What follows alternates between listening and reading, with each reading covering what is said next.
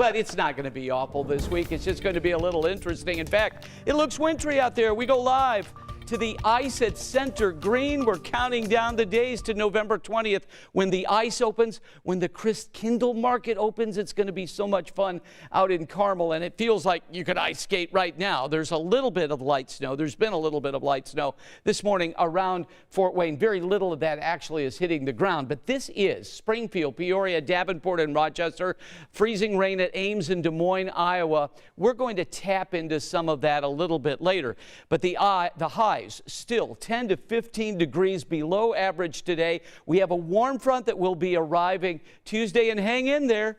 We're going to be up and down. We'll go from the 30s to the 60s, back to the 40s, all over the place this week. 28 right now in Lafayette, 30 in Shelbyville, 27 in Indy, and Richmond, you're at 32 degrees this morning. We're now actually 7 degrees warmer than yesterday at this time. If you were watching Lindsay yesterday, I'm sorry, that was our wind speed 7. We're actually colder than yesterday at this time, but the winds are out of the west and they're sustained at about 7. So we're not seeing those 40 and 45 mile per hour gusts that we had over the weekend. Still in the 20s until 9 a.m.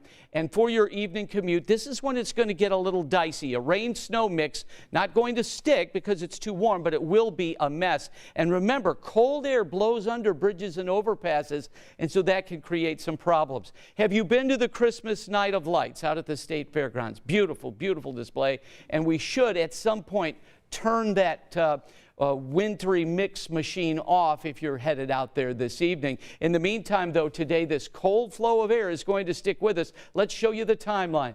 By the noon hour, Lafayette, Crawfordsville, Greencastle with rain and snow. Here's the wintry mix at 2 o'clock. Kids getting out of school, this is what they're going into. A wet snow that will, just turn into moisture on impact.